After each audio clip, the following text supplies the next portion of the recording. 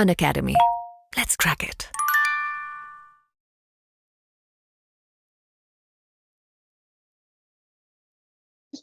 How important is it to have a plan B? और sir आपके हिसाब से सर उसमें आप सर अपने क्या वो देना चाहिए सर इसके कमेंट वगैरह? प्लान बी मतलब कि यूपीएससी में सिलेक्शन नहीं हुआ तो अपना कैरियर बैकअप क्या होना चाहिए, यस सर। राइट। तो मैंने जब खुद स्टूडेंट के रूप में यूपीएससी कोचिंग ज्वाइन किया, आई थिंक दैट वाज 2007। तो उस वक्त मेरे कोचिंग क्लास में मेरे साथ देयर वर सम 60 स्टूडेंट्स, 60 बच्चे थे। उसमें से कितने सिलेक्ट हुए, अब मैं याद करूं आज इतने सारे साल के बाद, वन वाज राजतनिल सोलंकी जो आईआरएस में सिलेक्ट हुई, वो यूट्यूब पे ज्योग्राफी के उनके वीडियो देखे होंगे लोगों ने। फिर एक थे भाई विनीत राठौड़, वो आईपीएस में सिलेक्ट हुए, राजस्थान कैडर। और तीसरे थे भाई हरीश, वो गुजरात कैडर में आईपीएस सिलेक्ट हुए।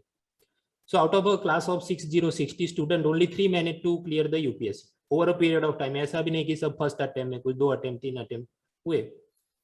तो प्रश्न ये है कि अगर 60 में से 3 सिलेक्ट हुए तो बाकी 57 का क्या हुआ? तो अभी तो इतने साल बाद अगर हम देखें तो ऐसा तो कोई नहीं जो सड़क पे भूखा मर रहा है या बेरोजगार है। तो हाँ, मतलब जो भी सिंसियरली तैयारी करे तो कुछ ना कुछ नंबर लग ही जाता है, either in public sector, private sector. लेकिन ज़रूरी बात यह है कि सही टाइम पे अपना प्लान एग्जीक्यूट किया जाए, क्योंकि हर जगह पर जो अर्ली स्टार्टर है उसका एडवांटेज रहता है। अमेजोन और फ्लिपकार्ट ने शॉपिंग साइट शुरू कर दिया, अभी नए कितने भी कॉपी कैट बने तो मतलब वो बढ़ नहीं पाएंगे। ये जोमेटो स्विगी का धंधा चल रहा है, अभी और ऐसे फूड स्टार्टअप आए तो उनका जम नहीं पाएगा। So there is a particular sweet spot of time, when you join it then it helps you a lot. यही बात अगर हम करें यूपीएससी में, सपोज सिलेक्शन नहीं हो रहा है और हम सोचे कि मैं स्टेट सर्विस एग्जाम दूं, तो जैसे स्टेट सर्विस में होता है deputy collector, section officer, deputy section officer. मेरे साथ कुछ लोग ऐसे थे जिन्होंने मतलब 3-4 अटेम्प्ट के बाद उन्होंने कि ठीक है ये ज्वाइन कर लेते, तो समझिए वो लोग डेप्यूटी सेक्शन ऑफिसर बने होंगे समवेयर इन 2011-12 में। तो अभी क्या होगा, प्रमोशन होके वो लोग सेक्शन ऑफिसर और उसके ऊपर भी पहुंच जाएंगे। लेकिन फिर कुछ लोग ऐसे थे, नहीं लगे रहो लगे रहो लगे रहो, and after they will get selected at that spot. तो प्रॉब्लम ये आती है कि पहले से ही बहुत सारे सेक्शन ऑफिसर प्रमोशन से बन चुके, अभी जो बने तो वो मतलब रिटायरमेंट एज तक उसका प्रमोशन आएगा कि नहीं, वो भी डाउटफुल। देखे बीच में ऐसे वर्ष निकले गुजरात में कि सरकार ने सेक्शन ऑफिसर में डायरेक्ट ही बहुत सारे लोगों को रिक्रूट कर लिया। तो मतलब वो ऊपर इतना है, अभी नीचे जो डिप्टी सेक्शन ऑफिसर है वो प्रमोशन से जाए उतनी वैकेंसी दिखती कम है। तो ये बात हुई कि अर्ली स्टार्टर से एडवांटेज, जो पहले थे उनका प्रमोशन हो गया। सेम थिंग जो लोग मतलब तहसीलदार वगैरह में सिलेक्ट हुए, फिर डिप्टी कलेक्टर, और डिप्टी कलेक्टर से फिर आईएएस में नॉमिनेशन से भी जा सकते। वैसे कुछ लोगों को पता होगा, जिनको ना पता हो बता दूं, ये जो ऑल इंडिया सर्विस रूल होते हैं उसमें कुछ ऐसी बात है कि सपोज एक स्टेट में 100 आईएएस की जगह है, तो उसमें 2/3 हैं वो डायरेक्ट रिक्रूटमेंट से आते हैं, जैसे आप अभी ये यूपीएससी का तैयारी करें।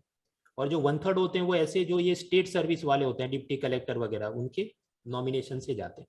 लेकिन उसमें भी यही, आप अगर पहले से बैठे हैं तो आपका नॉमिनेशन पहला आ जाए, जो लेट जाएगा तो प्रमोशन आने से पहले ही उसका तो रिटायरमेंट एज आ जाएगा।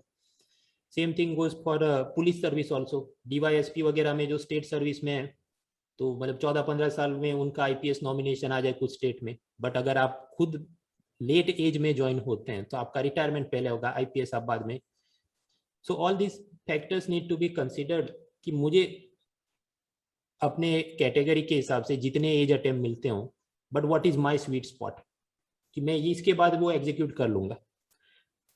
तो ये ऐसी बात है। अब जैसे कि ऐसे कुछ और भी दोस्त थे मेरे जो पुलिस सब इंस्पेक्टर में सिलेक्ट हुए लेकिन जल्दी से, तो अभी तो वो इंस्पेक्टर और उनमें से कुछ डीवाईएसपी तक पहुंच गए।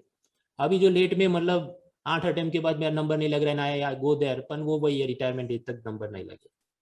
It also applies in this other businesses. मेरा नंबर नहीं लगा, मैंने यूट्यूब चैनल चालू किया, तो वो मैंने पहले चालू किया था तो अभी 13 लाख सब्सक्राइबर है। मैं अब चालू करूंगा तो कभी नहीं हो सकते, क्योंकि आप जानते हैं इतने सारे चैनल बन गए हैं कि वो 1-1 हजार के सब्सक्राइबर के भी वांदे हो जाते। तो एक स्वीट स्पॉट तैयार करना चाहिए कि मैं इतने अटेम्प्ट दूंगा, नंबर नहीं लगता तो मैं कुछ और एग्जीक्यूट कर लूंगा, पहली बात हुई। दूसरा कि हमें पता होना चाहिए वो कैरियर बैकअप असल में हम दे सकते हैं कि नहीं।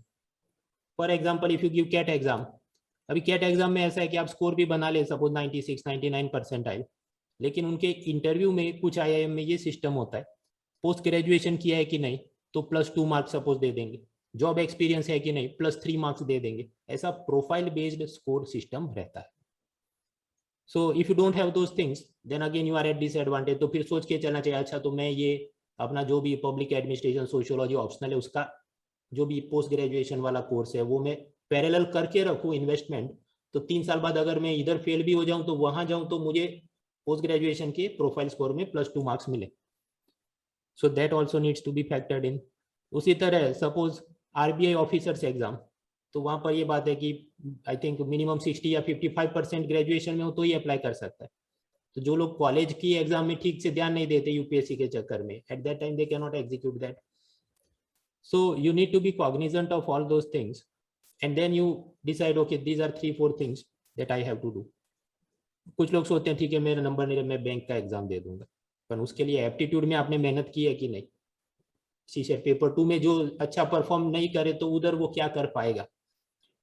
तो उन सब को देखते हुए मतलब मैं सभी स्टूडेंट्स को ये कहना चाहूंगा कि आप अगर तैयारी सिंसियरली कर रहे हैं तो कहीं ना कहीं तो नंबर लग ही जाएगा, अभी नहीं तो 10 साल बाद आप खुद नहीं तो आपके फैमिली वाले कोई ना कोई तो कहीं लगा ही देगा नौकरी धंधे में। पर टाइम पे आप करें तो आप बहुत आगे कैरियर में प्रोग्रेस कर सकते हैं। That is the idea.